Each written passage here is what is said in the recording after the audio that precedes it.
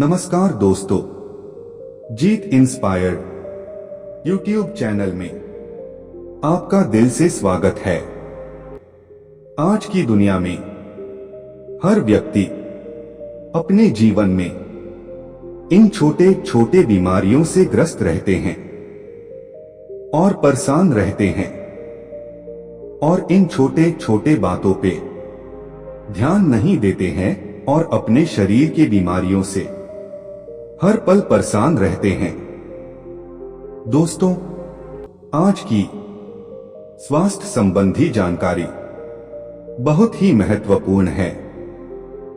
दोस्तों, शरीर के इन 4 अंगों में यह तेल लगाइए, आपका शरीर स्वतः अपने सारे बीमारियों को नष्ट कर देगा, यानी कि वो खुद ठीक कर लेगा।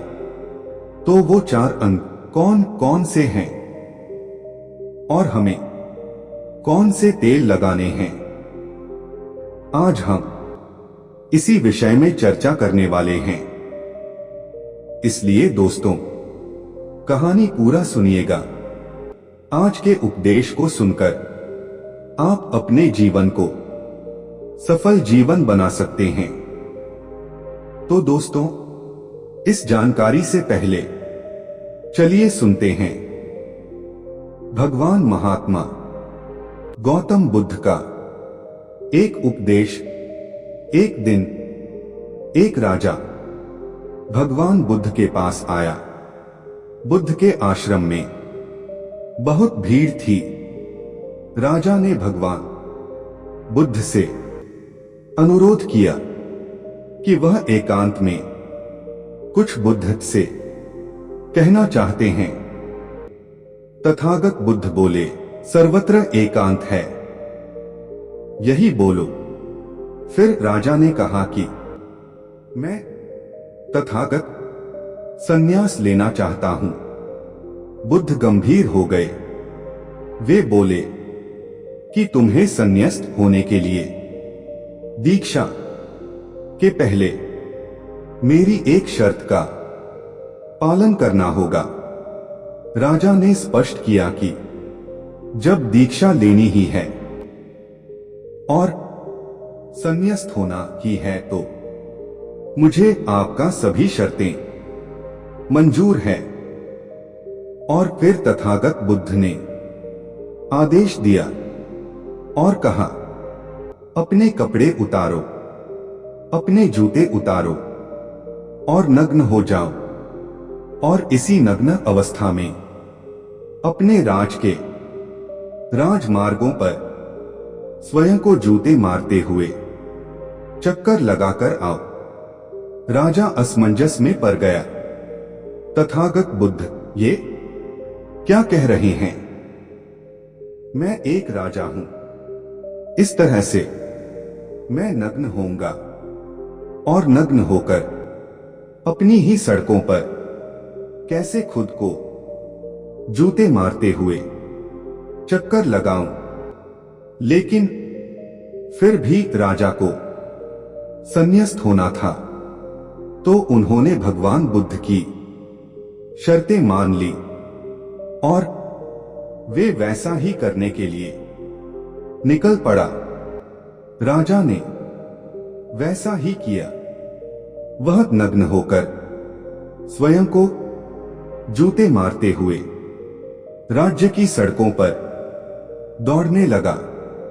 और यहां उसके चले जाने पर शिष्य ने बुद्ध से कहा कि भंते, जब हम आपसे दीक्षा लेने आए थे तब आपने तो ऐसी कठोर शर्त नहीं लगाई थी। आप तो स्वयं करुणा अवतार हैं। फिर आपने राजा के साथ ऐसा कठोर व्यवहार क्यों किया? तब भगवान बुद्ध बोले, जब तुम लोग संन्यास लेने आए थे तब तुम्हारे अहंकार बहुत बड़े नहीं थे, इसीलिए तुम लोगों से घर घर भिक्षाटन करवा के ही काम बन गया। यह तो एक बड़े राजा है, इसका अहंकार भी बहुत बड़ा है। इसलिए जितना बड़ा रोग उतनी बड़ी दवाई। इसलिए महारोग की दवाई भी अधिक शक्तिशाली होती है। इसी कारण मैंने इनका परीक्षा भी इतना कठिन किया है। राजा जब इस दशा में अपनी ही प्रजा के सामने से गुजरेगा तो उसका अहंकार चूर चूर हो चुका होगा। राजा ने शाम तक शर्त पूरी कर ली और बुद्ध के चरणों में आकर गिर गया और फिर बोला, तथागत अब तो मुझे आप दीक्षा देकर मुझे संन्यास्त करें। भगवान बुद्ध ने राजा के सिर पर मुकुट रखा और कहा कि अब तुम्हें संन्यास लेने की जरूरत ही नहीं है। जाओ और कर्ता भाव छोड़कर साक्षी भाव से राज करो। अब तो तुम राजस्व हो चुके हो। अब तुम राजस्व हो। देखिए दोस्तों, किस तरह से भगवान बुद्ध ने एक राजा को उपदेश दिया और राजा का जीवन धन्य हो गया। दोस्तों, ये छोटे से उपदेश से आपको क्या ज्ञान प्राप्त हुआ, कमेंट में हमें जरूर बताइएगा। चलिए अब जानते हैं इस सारे दुखों के कारण हम अपने महात्मा गौतम बुद्ध के कहानी के माध्यम से जानेंगे। रात में ये तेल शरीर के 4 अंगों पर लगाइए। क्या आप जानते हैं कि ये हमारा शरीर किससे बना है? ये सबसे पहले जानना बहुत जरूरी है। और हमारे शरीर में कौन से 3 दोष पाए जाते हैं? हमारा शरीर 5 तत्वों से बना है और हमारा शरीर में 3 दोष पाए जाते हैं, वात दोष, पित्त दोष और कफ दोष। इसे जानना जरूरी है क्योंकि ये हर एक बीमारी का कारण होता है। क्योंकि हर एक बीमारी का जड़ यही 3 दोष है। इसीलिए जानना जरूरी होता है।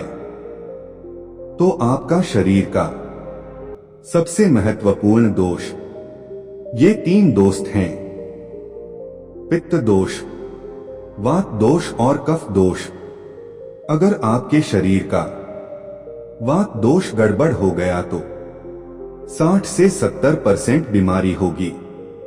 अगर आपके शरीर का पित्त दोष गड़बड़ हो गया तो आपके शरीर में 15 से 20% बीमारियां होती हैं। और यदि आपके शरीर का कफ दोष गड़बड़ हो गया तो 5 से 10% बीमारी होती है। अब इस तीनों प्रवृत्ति और हमारे शरीर में कब से कब तक रहती है? जब हम जन्म से बाल्य अवस्था में रहते हैं, यानी जब हमारा जन्म होता है और 14 साल की उम्र तक हमारे शरीर में कफ प्रवृत्ति ज्यादा होती है। इस समय कफ ज्यादा बनता है। ये प्रकृति की देन है। कफ इसलिए बनता है क्योंकि हमारा शरीर ग्रो करता है। कफ बनना जरूरी है क्योंकि ये कफ हमारे शरीर के बहुत ही महत्वपूर्ण अंग है। बस हमें ये ध्यान देना है, हम अपने बच्चों को ऐसी कोई चीज नहीं देना है जिससे उनका कफ और बढ़ जाए, क्योंकि बच्चे उस समय कुछ नहीं जानते।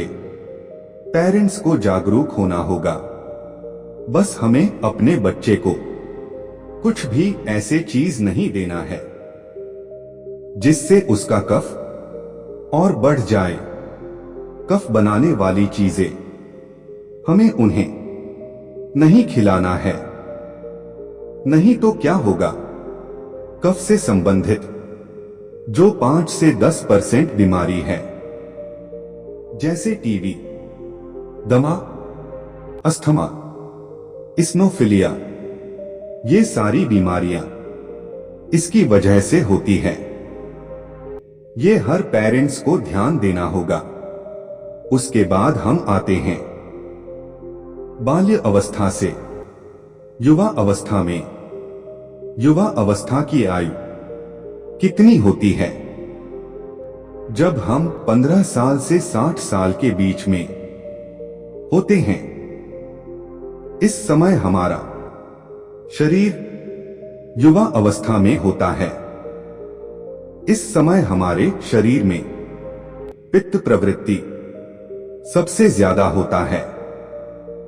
सबसे ज्यादा पित्त बनता है।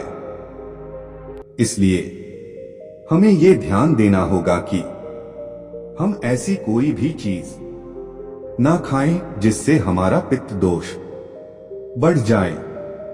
अगर हमारे शरीर में पित्त दोष बढ़ जाएगा तो हमारे शरीर में 15 से 20% बीमारियां होती हैं। इसके बाद हमारा आता है वृद्धा अवस्था। 60 साल की उम्र हमारा वृद्धावस्था होता है। इस समय हमारे शरीर में वात दोष बढ़ता है और वात दोष से संबंधित 60 से 70% बीमारियां हमारे शरीर में होती है। आपको ऐसी कोई चीज नहीं खाना है जिससे वात दोष बढ़े। तो दोस्तों, ये आप समझ गए कि आपके शरीर में 3 दोष का क्या रोल है। इसलिए इन 3 दोषों से संबंधित जो भी जानकारी जहां से भी उपलब्ध हो, एकत्र करें और उसे अपने जीवन में लागू करें। कारण को दूर करें और हमेशा इस बात का ध्यान रखें कि इन 3 दोषों में क्या खाना चाहिए और क्या नहीं खाना चाहिए। इस दोषों को बढ़ाने वाली चीजें कम खाएं। अब आप इन तीनों दोषों के बारे में जान गए हैं तो अब जान लें कि आपका शरीर 5 तत्वों से कैसे बना है। आपका शरीर 5 तत्वों से बना है और इन 5 तत्वों में प्रोटीन्स, विटामिन सारे तत्व आते हैं। अब इस 5 तत्वों में और 3 दोषों में जो भी कमी आती है, तभी आपका शरीर बीमार होता है। अन्यथा आपका शरीर बीमार नहीं होता। अब आप समझ गए आपका शरीर बीमार होने का क्या कारण है। जैसे कुछ लोग रोते हैं, भगवान ने हमें ये कष्ट दे दिया, भगवान ने हमें ये बीमारी दे दिया, हमें गैस्ट्रिक अल्सर हो गया, हमें थायराइड, ब्लड प्रेशर, शुगर हो गया। क्यों हो गया? भगवान ने नहीं दिया, आपने खुद पाला है। जब प्रकृति आपको खाना खाने के नियमों का पालन करने के लिए कहती है, पानी पीने के नियमों का पालन करिए, इस प्रकृति का नियम का पालन करिए, तो आप क्यों नहीं कर रहे हैं? जबकि हमारा शरीर उसी तत्वों से बना है, प्राकृतिक तत्वों से ही तो बना है।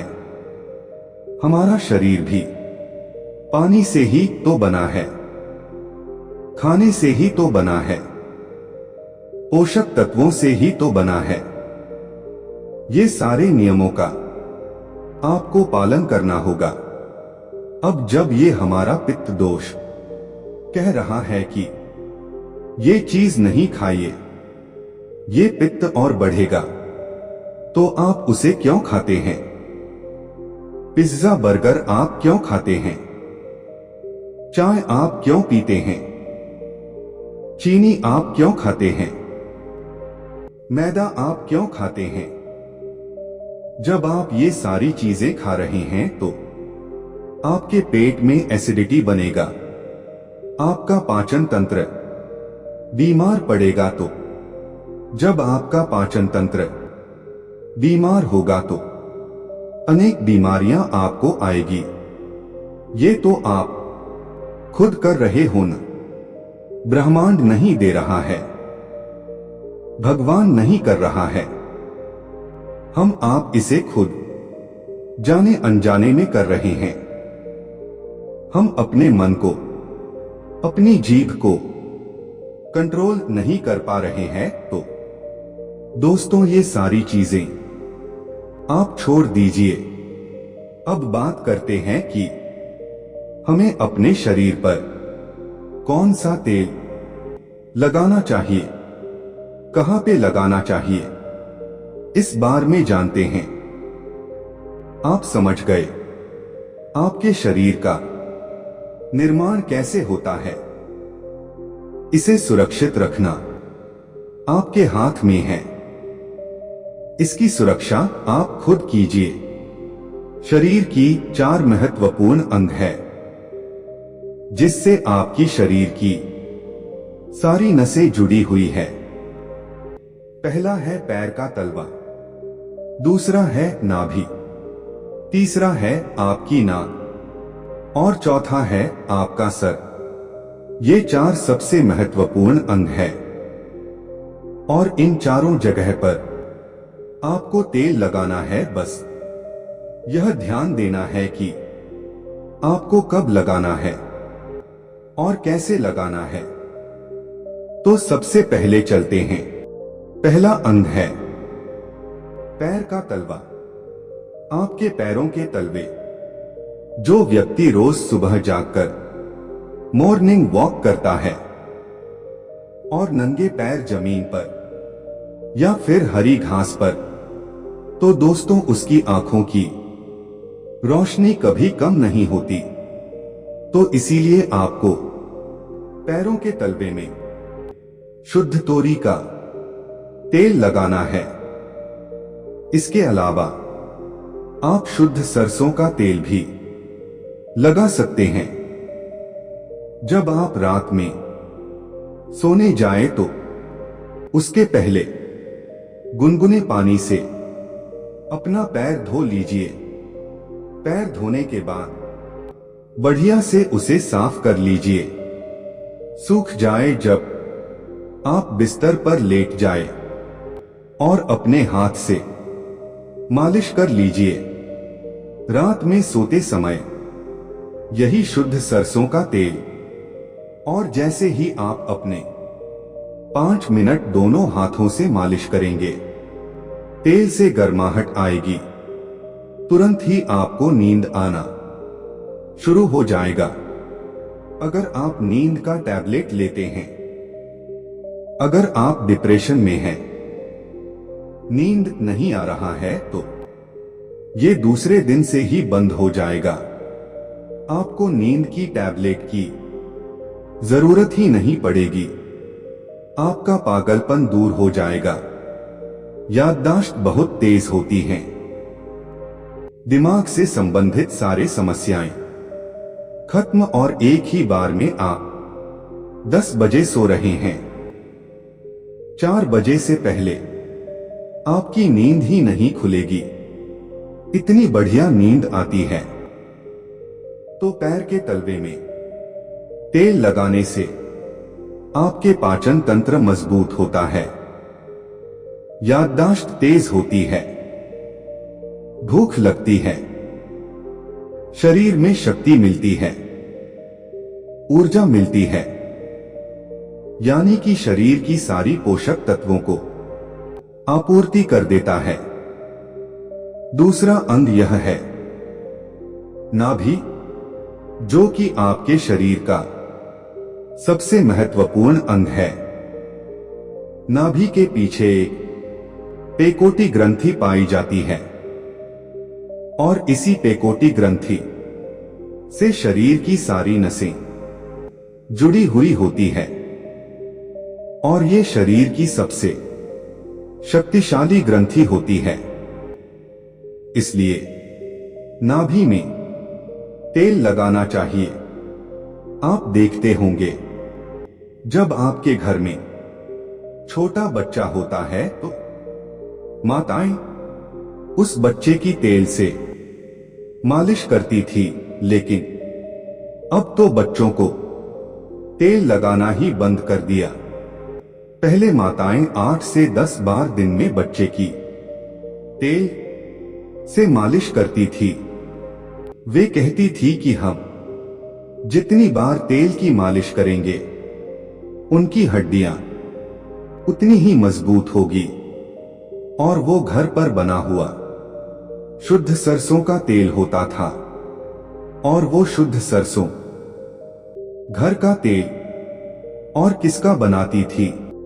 किसी सरसों को भून करके, सरसों को रोल करके, पहले जो उसी से मालिश करती थी, पहले वो लगा देती, उसके बाद छोड़ा करके। लेकिन आज फैशन बदल गया है। लोग तरह तरह के केमिकल युक्त तेलों से मालिश कर रहे हैं। ये किसी काम का नहीं।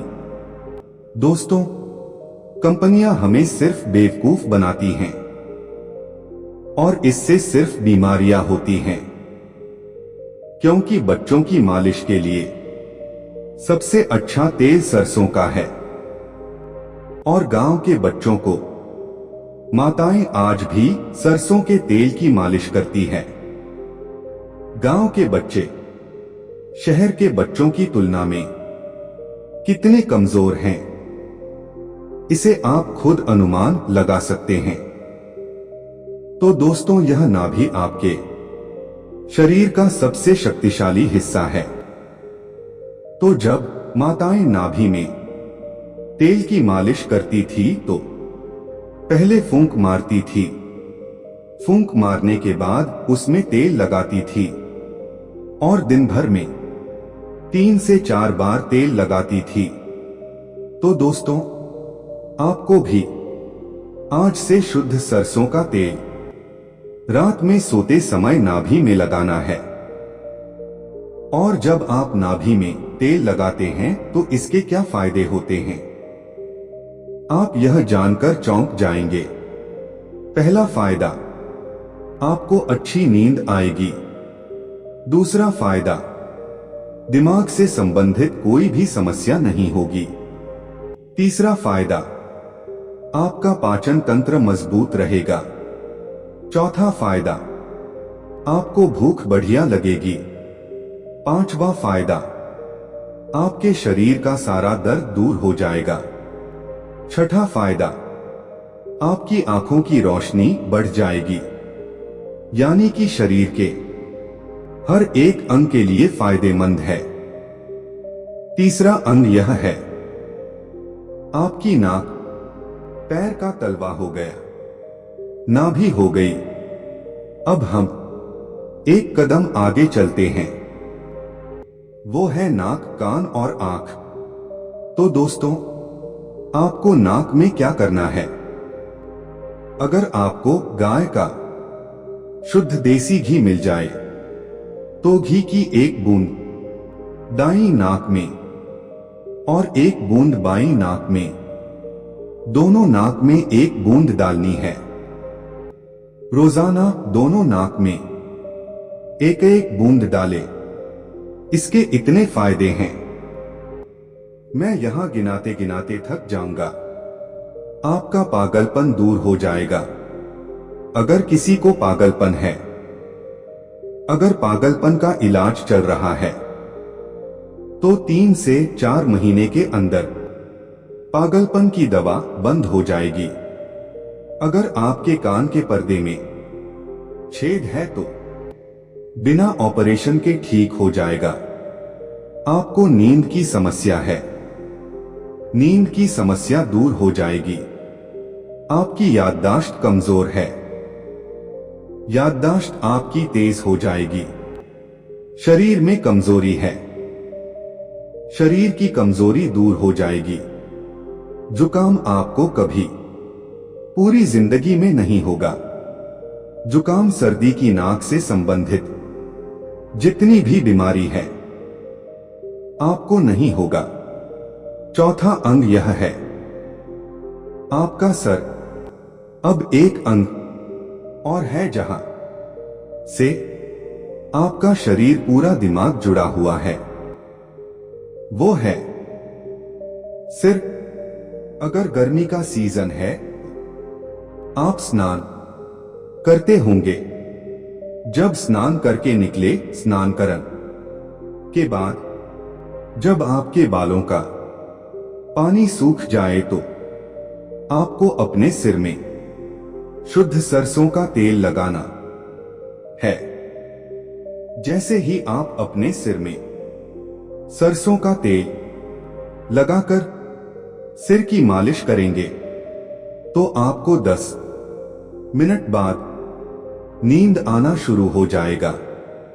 सिर में सोते समय तेल लगाने से कई सारे फायदे हैं। जैसे आपका जो बाल पक रहा होगा वो भी रुक जाएगा, आपको नींद बढ़िया आएगी, दिमाग की याददाश्त पावरफुल होगी, शरीर की शक्ति बढ़ेगी, शरीर की कमजोरी दूर हो जाएगी।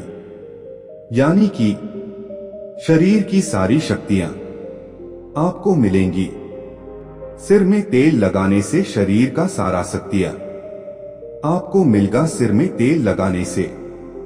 तो दोस्तों, आप शुद्ध सरसों तेल को अपने शरीर के इन 4 अंगों पर लगाएं और देसी घी को अपने नाक में डालिए। ये प्रक्रिया आप अपना लीजिए, आपका शरीर स्वस्थ और तंदुरुस्त हो जाएगा। जैसे हमने कहा कि ये हमारा शरीर है, हमारा शरीर हमारे ऊपर डिपेंड है, हम इसे किस तरह से रखते हैं। मान लीजिए एक कपड़ा है, आप उसे कितनी सेफ्टी से रखते हैं। खास तौर पर सफेद कपड़ा हो गया, आप उसे पहनते हैं, पहनकर बाहर जाते हैं तो आप उसे बहुत बचा बचा कर रखते हैं कि कहीं गंदे स्थान पर टच ना हो जाए। सफेद कपड़ा है, इसमें दाग लग जाएगा, कितना बचा बचा के चलते हैं और फिर आते ही खूंटी में निकालकर आराम से टांग देते हैं, जिससे उसमें दाग नहीं लगता है और फिर अगले दिन पहनते हैं और उसको ध्यान से प्रेस आयरन वगैरह करते हैं। तो दोस्तों, ठीक उसी प्रकार इस शरीर को देखभाल आप खुद कीजिए। जितनी आप इस शरीर की देखभाल करेंगे उतना ही आपका शरीर स्वस्थ व निरोग बना रहेगा। तो जैसे हमने कहा, इसका पालन करिए, आप प्रकृति के नियम का पालन करिए। तो दोस्तों, आज से अभी से आप इन 4 जगहों पर तेल लगाना शुरू कर दीजिए। तो दोस्तों, उम्मीद करता हूं आपको इस कहानी से बहुत कुछ सीखने को मिला होगा। यह भगवान महात्मा गौतम बुद्ध की दी गई जानकारी आपको कैसी लगी, हमें कमेंट बॉक्स में कमेंट करके जरूर बताएं और साथ ही इस जानकारी को अपने दोस्तों के साथ जरूर शेयर करें ताकि उन्हें भी इस कहानी से कुछ सीखने को मिल सके। तो मिलते हैं अगले वीडियो में, तब तक के लिए आपका बहुत बहुत आभार।